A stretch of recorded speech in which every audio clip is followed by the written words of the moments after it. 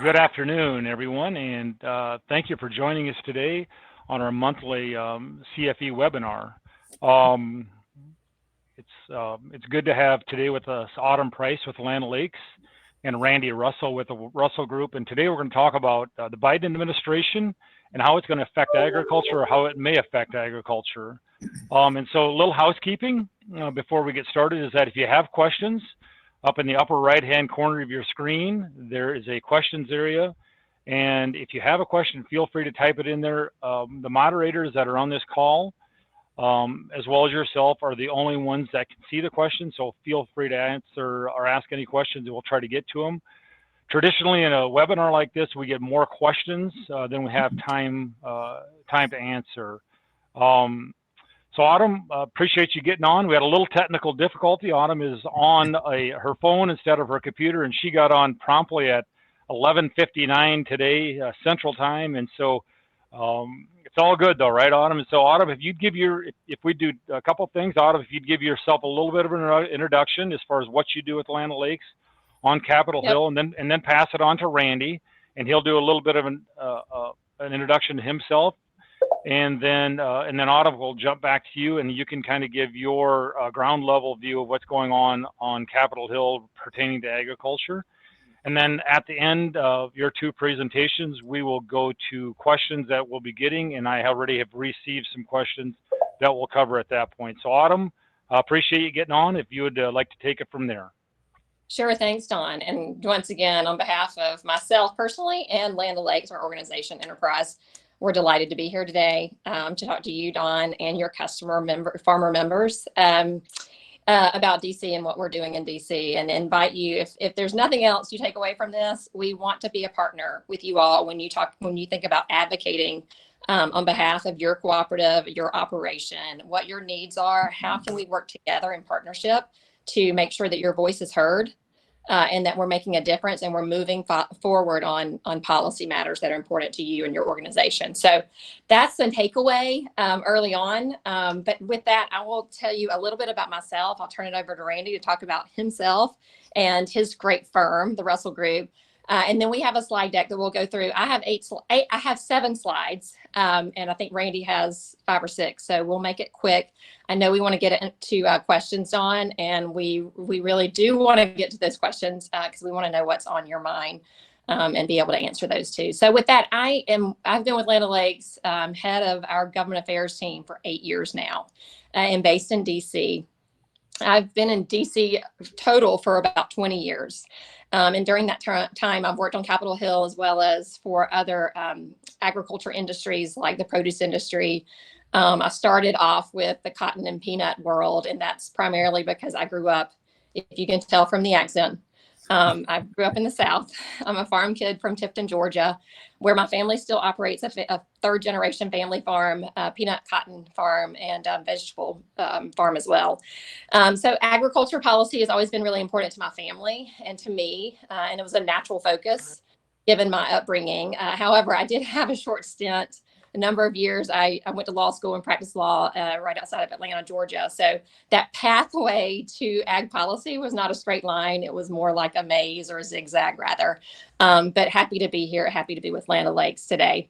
And so with that, I want to talk about some of our policy priorities and how we show up and engage with both at the federal level and at the state level, Don. But before I do that, I want Randy to introduce himself. Randy. Thank you, Autumn. Pleasure to be here. Don, thanks for inviting both Autumn and I to be with you today, and great to spend some time with you. So my background is I've been with the firm. It hasn't always been called the Russell Group, but in some derivation for the last 35 years. We have 11 people in our firm, including former Secretary Dan Glickman and several others. We're bipartisan. We've had the great pleasure of representing Land O'Lakes now for about 11 years. And it's been a great partnership. And it's a real honor and privilege for our firm to represent both Minnesota, Washington, and all the various states that Autumn's about to talk about that Land O'Lakes has in the family. Before that, I was Chief of Staff at USDA for Secretary Block. I was also Deputy Assistant Secretary for Economics during the Reagan administration at USDA.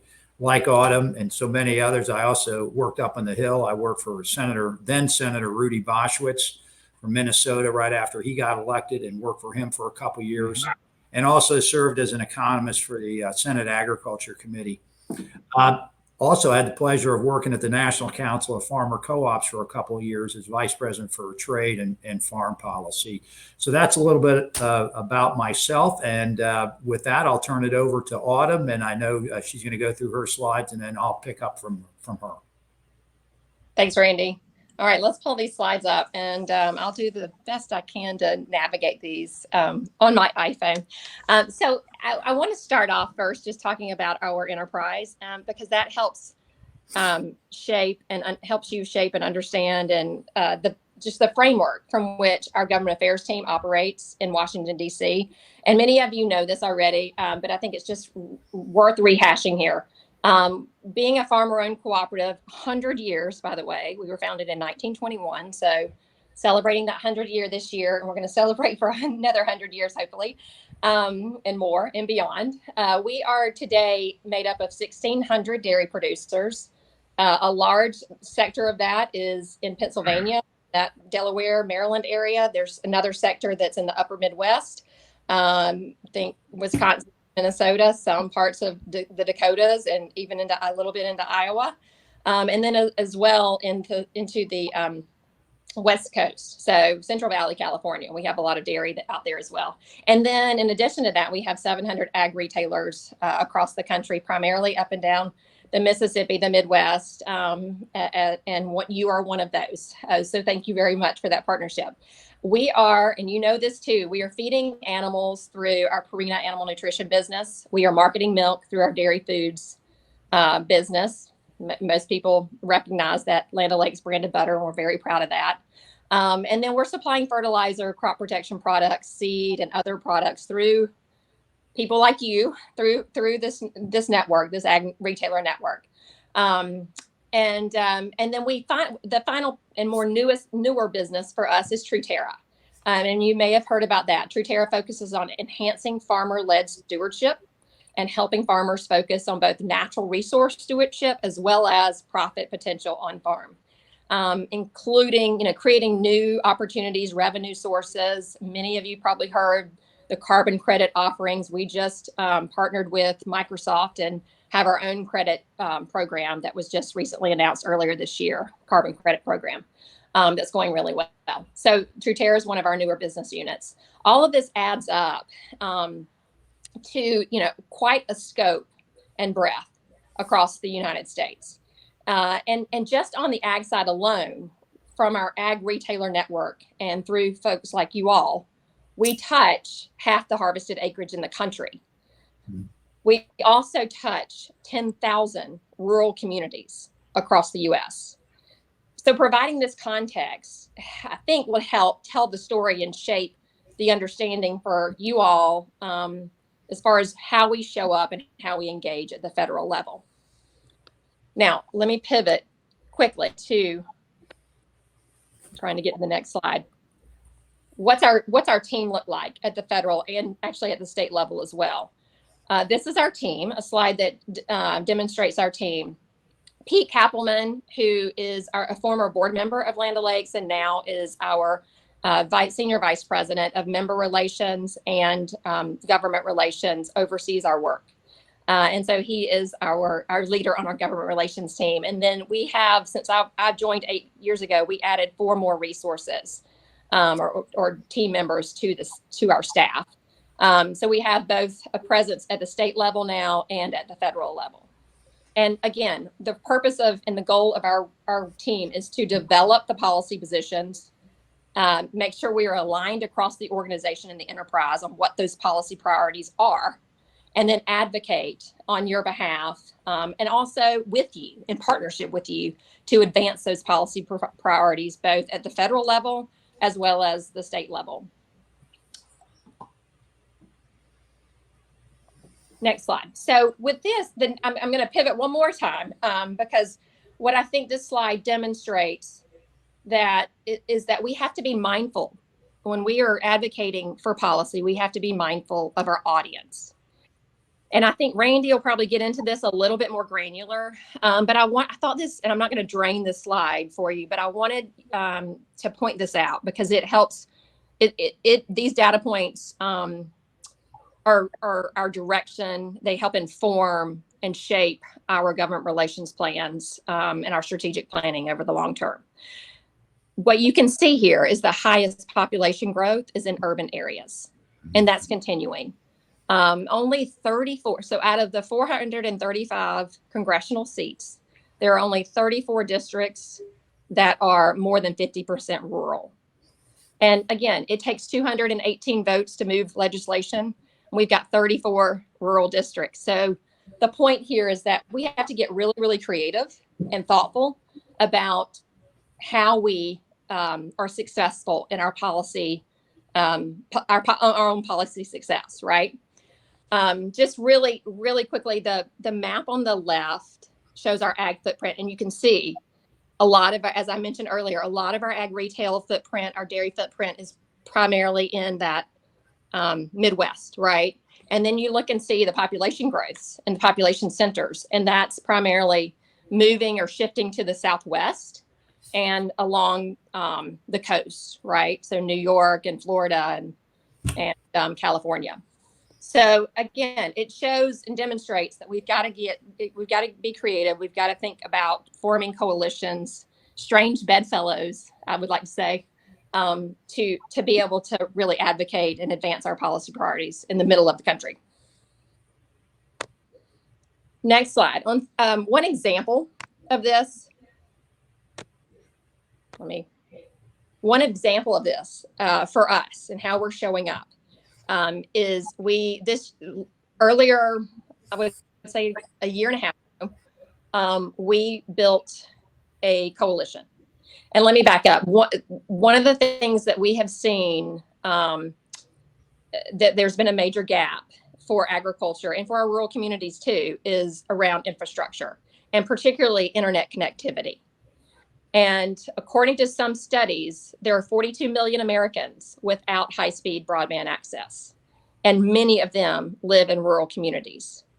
According to the USDA, high-speed broadband coverage across rural America translates into $18 billion in annual economic benefit for agriculture annually. So it was not lost on us that this is an important issue.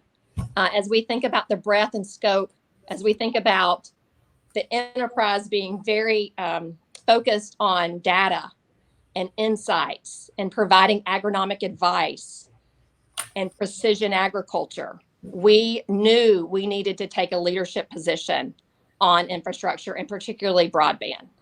So starting a year ago, we developed out of nothing a coalition. Today, the coalition is made up of 165 members, and this slide demonstrates that and speaks to that. We're advocating for three major policy areas. First, broadband funding. The previous administration released a report out of USDA. At that time, Secretary Sonny Perdue called the infrastructure investment needed to really make a difference was between $130 and $150 billion investment, one-time investment. So that's what we are advocating for, a significant federal investment for rural broadband. The second piece is on coordination. A lot of these agencies, when they get resources, they don't do a very good job of coordinating those resources. We've all seen it before. Money goes to the wrong places. How do we make sure that taxpayer dollars are used wisely and that they are filling in the gaps where needed? And then the other piece is an additional filling in the gaps by better mapping. In order to know, identify, pinpoint where the problem is, you've got to have an assessment, a baseline assessment of where coverage is and where coverage is not. So those are the three main priorities that this coalition is advocating for. The coalition is made up of agribusinesses, Farm Bureau, agribusiness organizations, but also tech companies, the healthcare companies, and education. And my point here is a very unique coalition. It's strange bedfellows. If you'd asked me a year ago if you told me a year ago that we would be working with Microsoft and the Mayo Clinic, I would have said you're crazy. But it's working today. And you've probably heard about this. There was a major bill passed in the Senate a few weeks ago, the Infrastructure Investment and Jobs Act. And there's $65 billion in that bill for broadband coverage.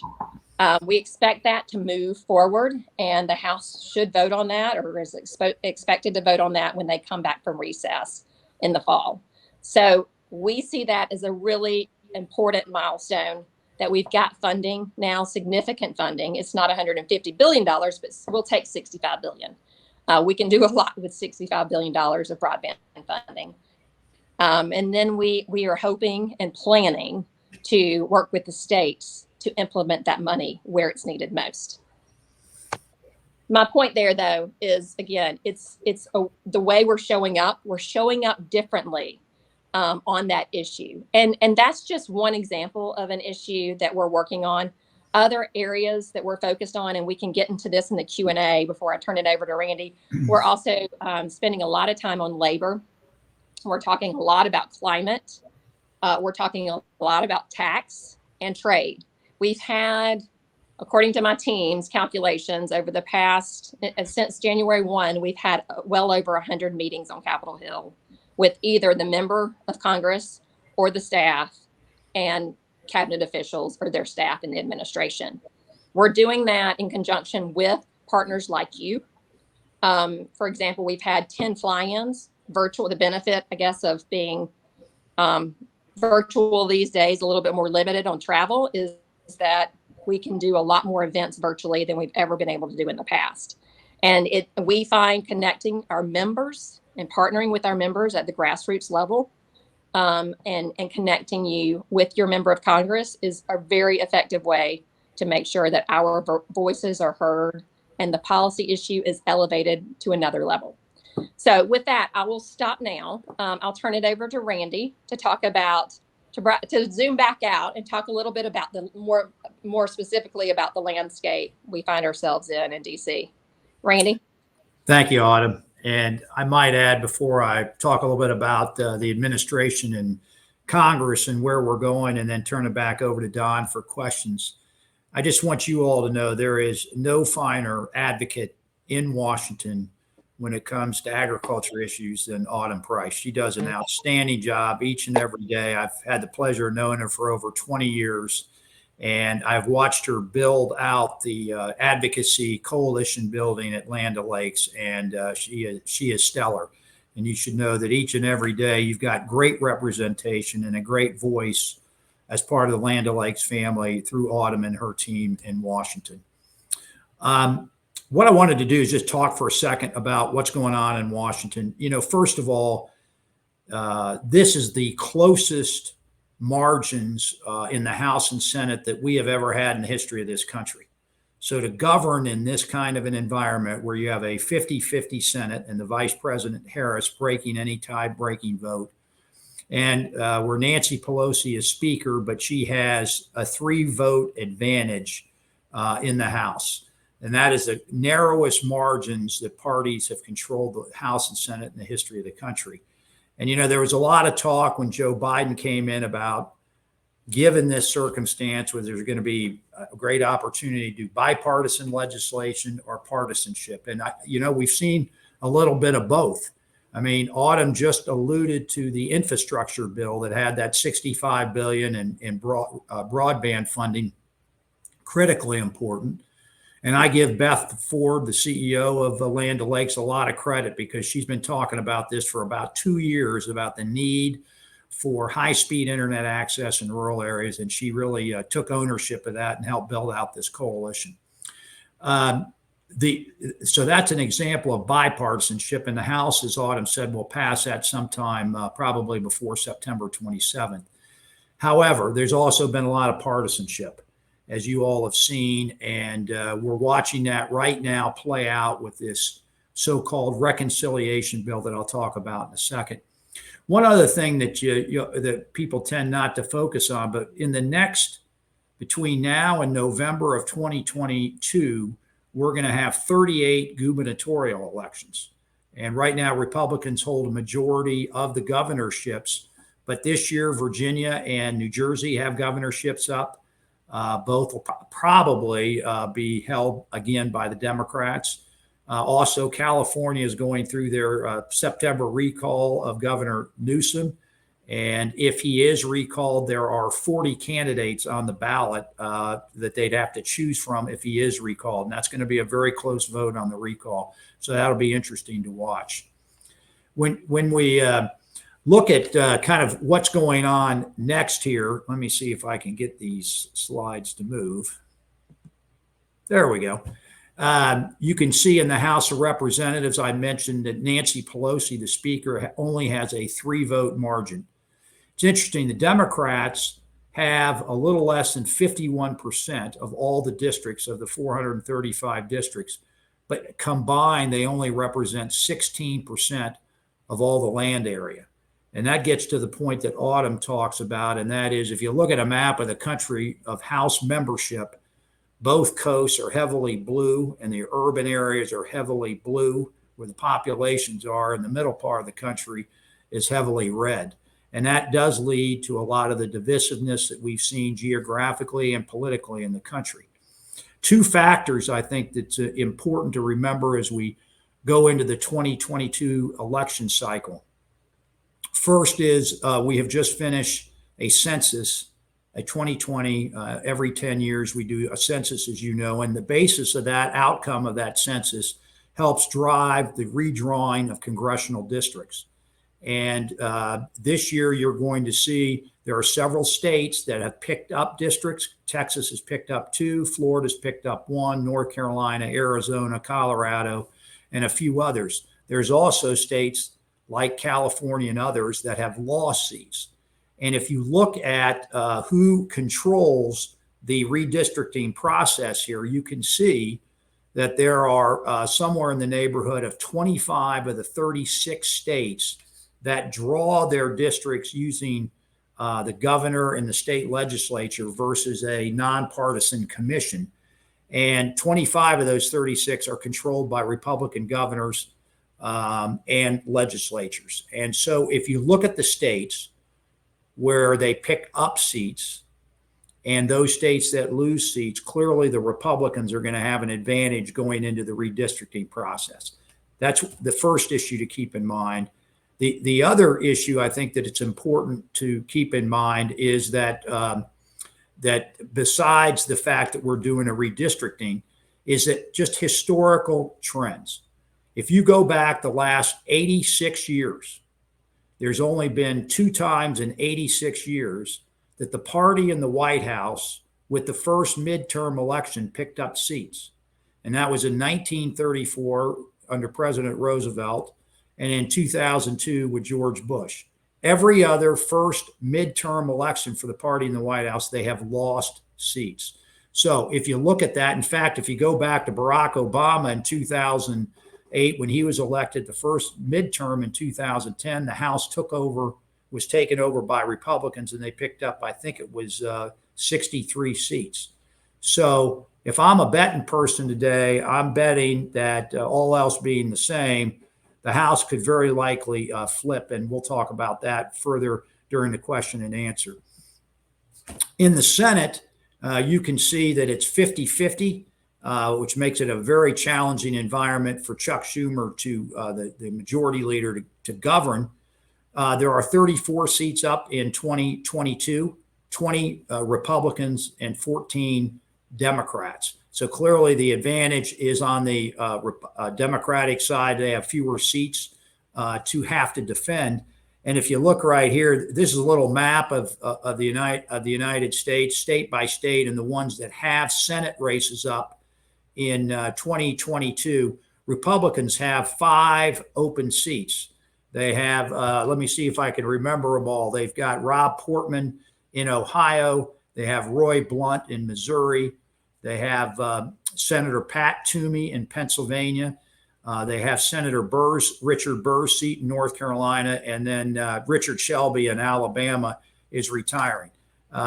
Senator Grassley, who is 86 years old, is up for re-election. He hasn't announced whether he is running for re-election. Many of you probably know a lot more about that than we do.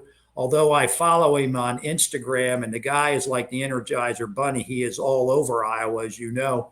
And I've never seen a guy post more pictures about him eating ice cream. He's clearly a big fan of the dairy industry. So anyhow, he is. We'll see whether he chooses to run for re-election or not at the age of 86.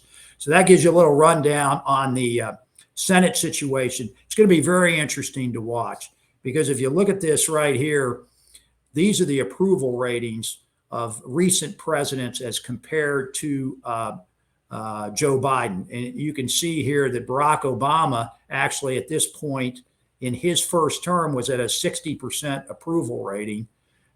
Trump on the other end was at 36%. I don't think Trump in the height of his popularity, he never broke 50% in the approval rating. And that probably speaks more about kind of how divided the country was either for or against Trump. There wasn't a gray area. You either approved of him or you strongly disapproved of him.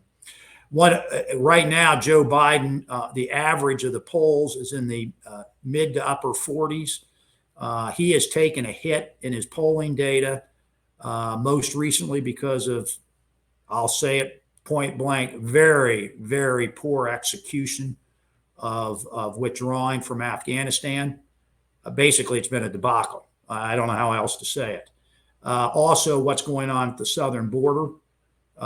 In addition, I think that there's just been some question about overall spending, and that kind of shows up in the data. Where they've got to be most concerned, Democrats, and particularly the leadership in the House and Senate, is the independents are now strongly disapproving of Biden right now in terms of his presidency. So that's something to watch very closely. Finally, let me just mention before turning it back to Don, one thing that presidents do where you don't need Congress is you issue executive orders. And you can see that right here, excuse me, let me go back here. If you go back here, you can see that Bush did about 25 executive orders.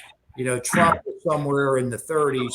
Joe Biden is nearing 60 executive orders in his first 9 months. And, that's an interesting thing to remember as we go forward. And particularly if Democrats do not control the Congress come January of 2023, he'll turn to issuing more executive orders, and those will get challenged in court.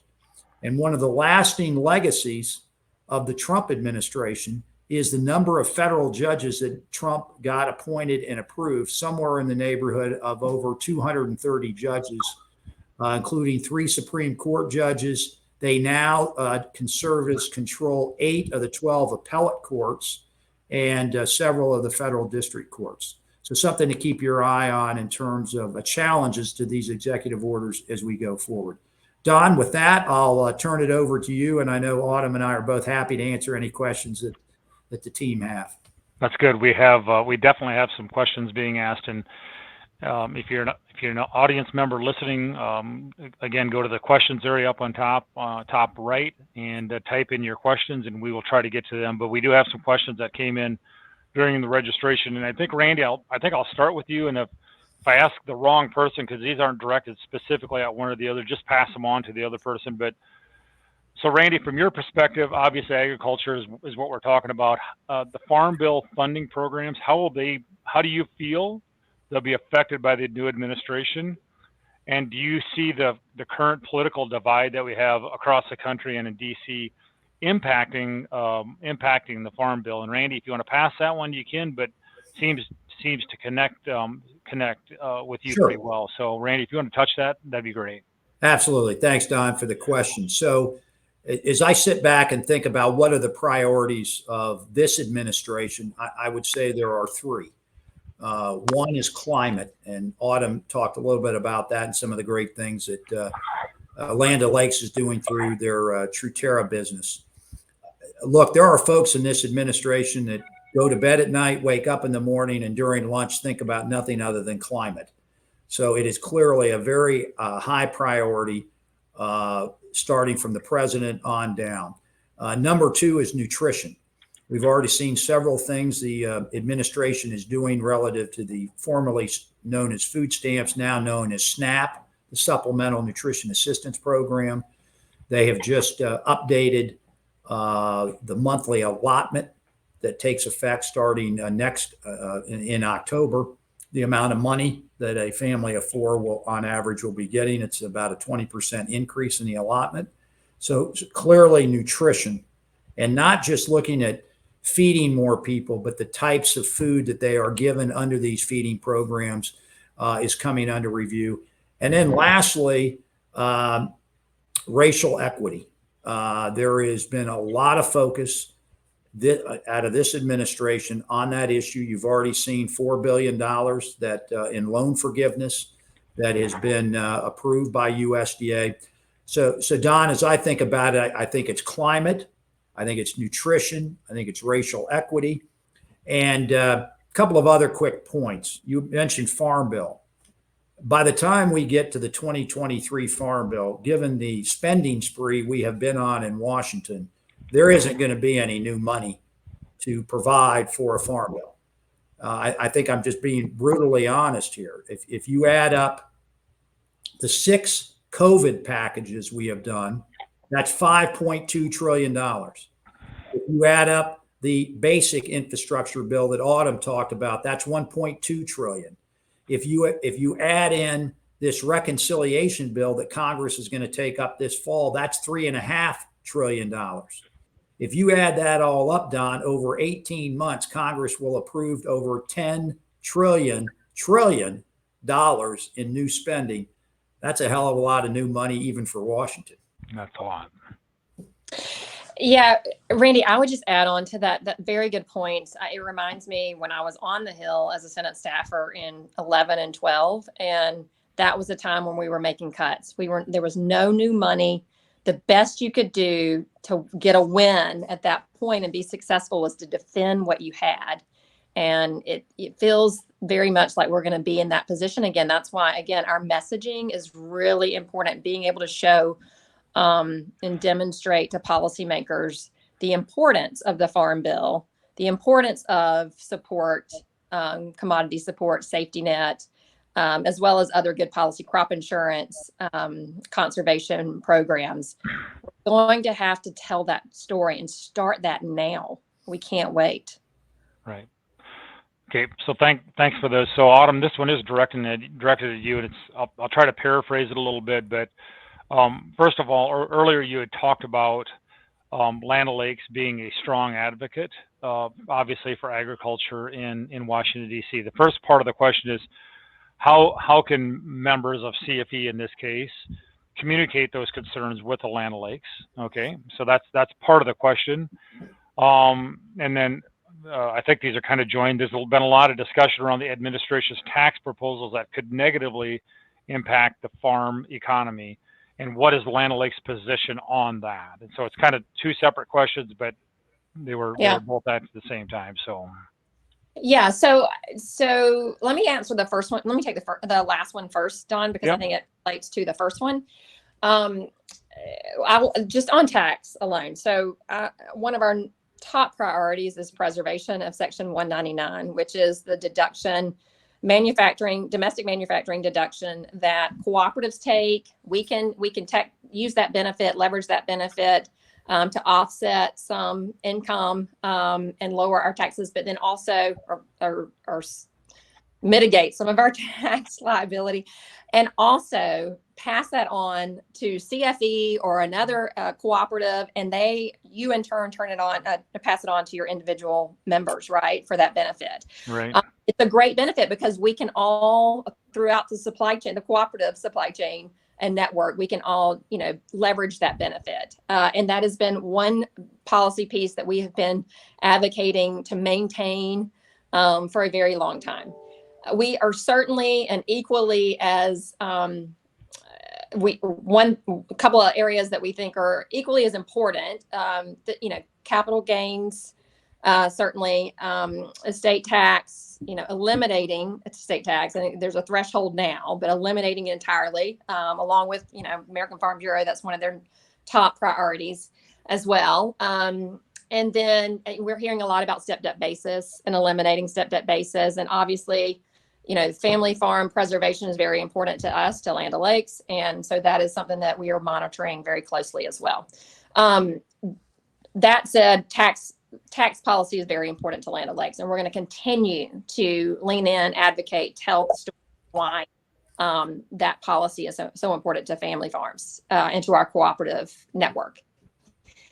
Randy may have mentioned this earlier, and I lost connection for a minute there, so I may have missed it. But there are some, proposals out there. Certainly, the Biden administration early on threw a proposal out there about eliminating stepped-up basis in this reconciliation package. I think it's very vague as far as what pay-fors they're going to actually want to use to offset the cost of this $3.5 trillion package. But we are going to be monitoring it very closely. We're going to need to lean in and engage in committees, Don, that we have not, and we typically don't, usually go to. There will be markups in committees like Ways and Means, and that's where that's who's going to set the tax policy and identify pay-fors for this package. So we're getting ready to lean in and advocate for that. What can CFE do with us? As far as like direct advocacy, we are very open to working with you all in areas where we have common policy priorities. Let's get together and let's think about how and when to advocate, because we stand ready to partner with you. The other way is through, and I don't know who the elected leader network is right now off the top of my head. I should know that.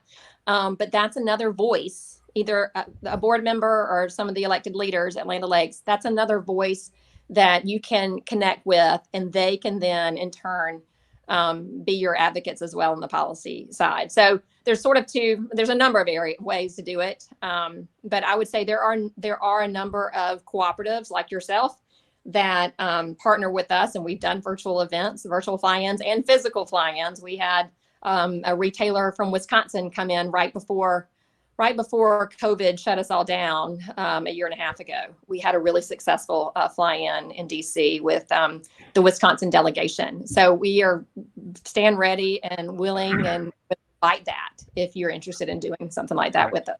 Okay. All right. Thank you. So Randy, I think I'm going to point this one at you. And I think I'm just going to ask the way the question is written, and you can kind of answer it the way you receive it. Okay. Is that so? New administration, foreign trade. I'm sure the question is pointing towards China and different things that are going on there. But the real question is, what's your perception of how this new administration is addressing foreign trade? Okay, well, Don, let me start with the macro, which is the foreign trade, and then let me talk specifically about China. On foreign trade, Catherine Tai is our new trade ambassador. She's outstanding. She worked on the Ways and Means Committee, which Autumn just talked about, that not only has responsibility for tax policy, but also trade policy. And she is a real expert. She actually taught school in China. She's a China expert as well. So I think, everyone's giving her very high marks. Having said that, Don, I mean, as someone that is a very kind of pro-trade and given how important exports are for the agriculture industry, I've been really disappointed that they have not yet named an ag trade ambassador at USTR to work for Catherine Tai. We have the very important position of the Undersecretary of Trade at USDA. They haven't named anybody yet. So far, we really have no idea what their trade policy and plan is going to be.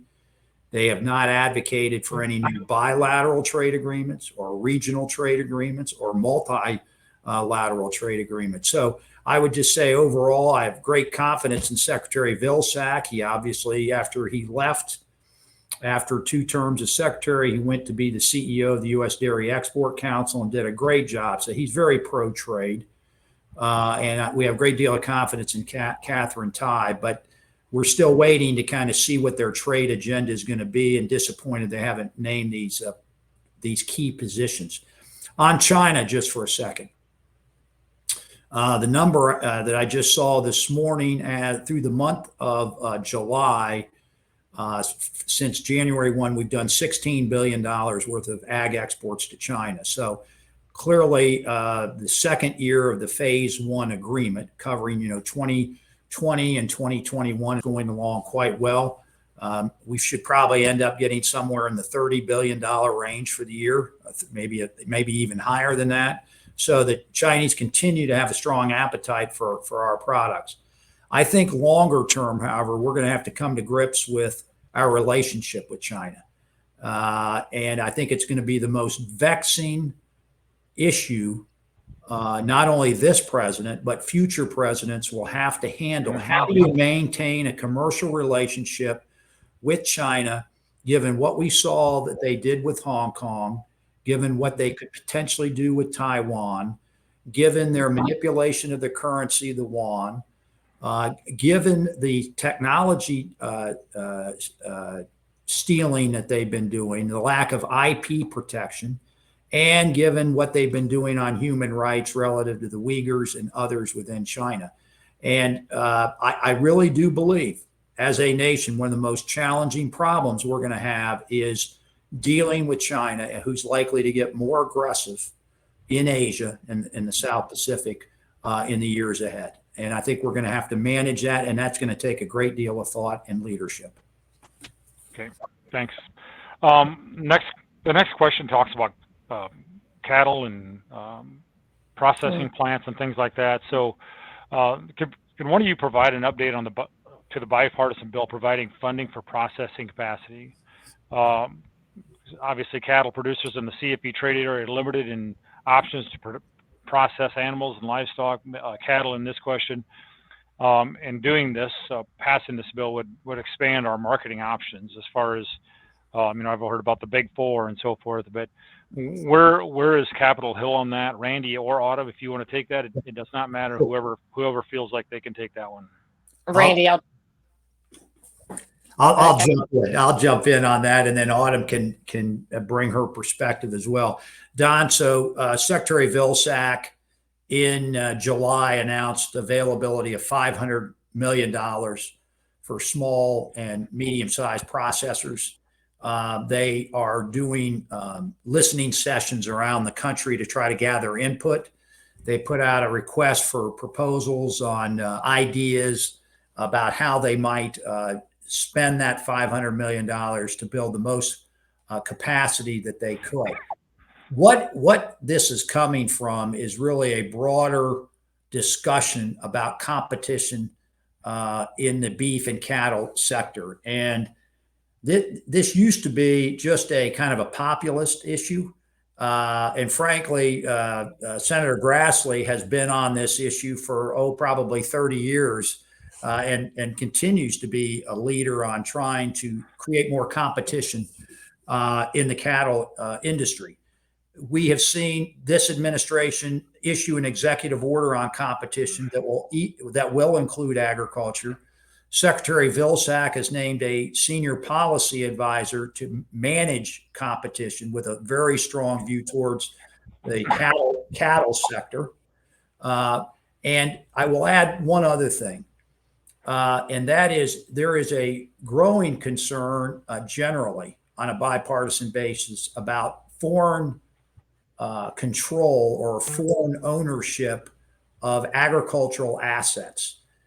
You mentioned the four. Actually, if you look at the top five on the beef side for slaughter, hasn't changed a whole lot in the last 15 or 20 years. It's still about 85%. What's changed is who owns those assets. Today, the largest is JBS, a Brazilian operation, as you all know. And then, of course, the Chinese through the WH Group bought Smithfield. It was Hong Kong based, now Chinese owned. So there is a growing concern about foreign ownership, and there is a growing concern on a bipartisan basis, bicameral basis, and with the administration about competition issues in the beef and cattle industry. And I think you're going to see action taken by both to address it.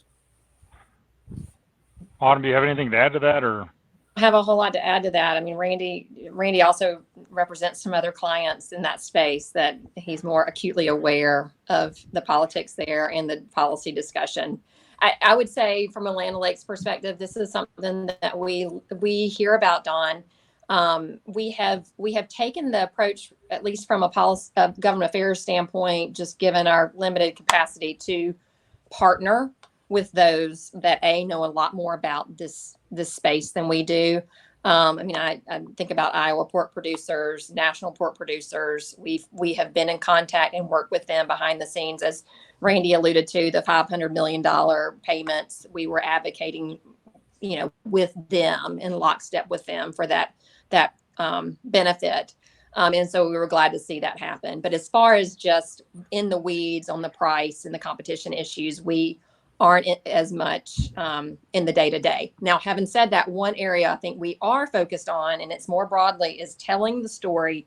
We think there's an opportunity now to tell the story about the value of the cooperative model, because we're seeing a lot more headlines around competition and consolidation in big agriculture. And we think cooperatives have a very unique story to tell, because we are a reverse ownership model. Our members own us, and they control the cooperative. The money, resources, benefits are going back to the local level, to the farmer, to empower that farmer. And so we see that as an opportunity to really tell that story. And that's what we're focused on over the next year, is elevating that story of the reverse ownership of the cooperative model, the benefits of that for rural America and for farmers across the country. All right, thanks. So earlier, I think, Autumn, you talked or maybe Randy, you talked about this, but the three, we've heard the list of three before, as far as the three large initiatives that the Biden administration came in: climate, nutrition, and racial equity. So the climate conversation, do you believe that the government or the Capitol Hill will step in and start looking at funding that process? And the second part of that question is that, has that lost any momentum, or is that still very much a clear initiative within Washington, D.C. from your two's perspective? Randy, you want to take that first, and I can add on at a Lake's perspective? Don, let me take it, kind of go back a little bit, and then I'll turn it over to Autumn to talk some of the great things that they're doing through Truterra and True Carbon. Back in 2009, in the first term of the Obama administration, Congress debated and was trying to put in place what we called a cap and trade program to get at trying to reduce greenhouse gas emissions. And it was a very much of a government mandated, top-down regulatory system, and it died of its own weight. However, roll the clock forward now 11 or 12 years, and let me give you a couple of data points to show how things have changed pretty dramatically on the climate front. So there was a survey that just came out a few months ago that showed that consumers under the age of 40, 70% of them were willing to pay more for their food if it could be shown that it had a reduced environmental footprint. So there's certain segments of the consumer marketplace that are willing to pay more for food if it shows a reduction in their environmental footprint. Second, shareholders, stockholders. You're seeing that now the Dow Jones Industrial has a ESG, an environment, social, governance index. It has 236 companies globally that are now on, a record number, and it's very actively traded. So shareholders are expressing much more interest in making sure that their companies that they invest in are addressing climate issues. Third, there was a poll out of Iowa State University earlier in the year of farmers in Iowa, and 81% of them came back and said that they believe that climate is having an impact on agriculture, and 51% of them said that it was impacting their own farming operation. And then lastly, politically, you're seeing a change, and it's primarily not with Democrats, because Democrats have been about climate change for a long time. It's with Republicans, with women, with younger Republicans, And with more mainstream, moderate type Republicans, you're seeing big shifts amongst some of them in support of taking a more active position on climate policy. So who controls the Congress may address the initiatives that they take to address climate.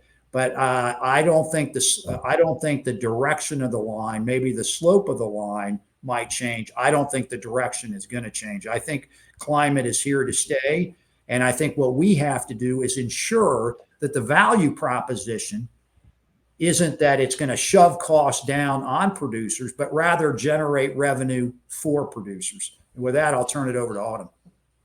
Yeah, I mean, on that note, that's essentially what Truterra is built around on.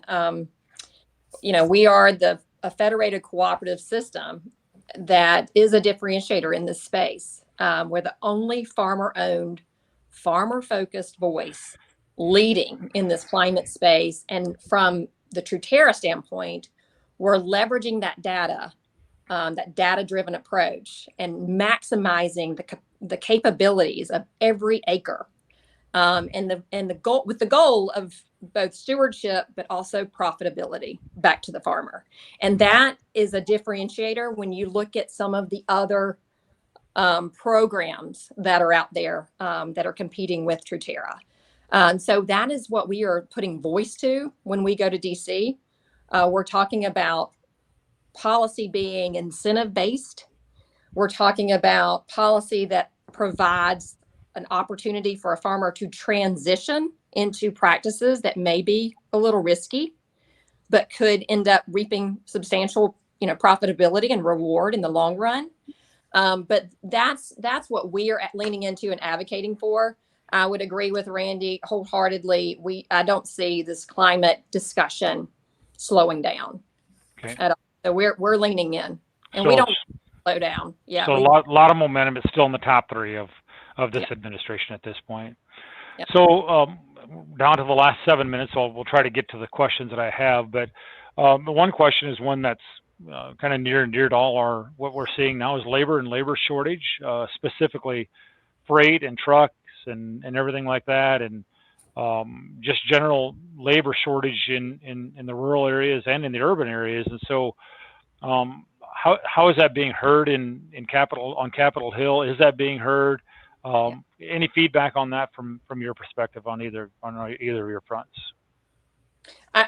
Brandy, I'm happy to jump in here. You clean up what I just my comments here, but I would say, Don, so just back up earlier this year, the House did pass an ag worker modernization bill that we supported. The bill addresses two things. It addresses current workforce. So providing a pathway to those that are in the country and not documented, don't have proper documentation. If they can verify that they have been working in the ag industry, in a certain amount of hours and weeks and have not, committed crimes and that sort of thing, there's some requirements there, but they can then apply for a program that would allow them to stay in the country and continue to work in agriculture. And then the other piece of it is future workflow. So today we have what's called the H2a program. Some of you may be familiar with it. Mm-hmm. Specialty crops tend to use it more. It's a seasonal program. It's not year round. So for example, our dairy producers cannot, most of them cannot tap into that program. And the livestock industry, they are suffering too because they don't have a program that works for them as well. So that bill would also clean up that program, reform it so that the industry and broader sectors of the industry could tap into that program and it be workable for them. That is a bill. It's not a perfect bill, but it's a bill that we supported. It passed the House. Now the pressure is in the Senate to introduce some legislation. And there are two senators, one Senator Crapo from Idaho, who's a Republican, Senator Bennett from Colorado, who's Democrat, that have been talking and trying to build some momentum and support to introduce a similar bill in the Senate to get that conversation and debate going in the Senate. It has not happened. I think a lot of reason is because of what's happening at the border, as Randy mentioned earlier, as well as this infrastructure reconciliation debate has sort of eaten up, the space in Congress right now. But there is a recognition that there's a serious labor problem in the country. It starts with agriculture, but it's in every industry. In fact, our CEO, Beth Ford, was just on in a meeting with Senator Ernst this week talking about this very issue. My ask of you all, if to the extent that you have a labor problem, contact Senator Ernst. She is sympathetic. I think she could use some voices in the state to really hurt her to lean in on the issue. I think for cooperatives, Don, we are hearing a lot of other cooperatives that are wanting to tap into like the H2a program.